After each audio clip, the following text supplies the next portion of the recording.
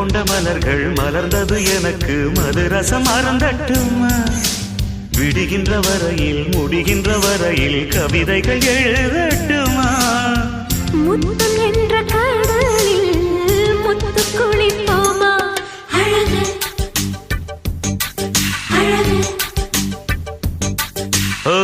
நீ நடந்தால் நடையழகு அழகு நெருங்கி வரும் இடையழகு அழகு வேலெறியும்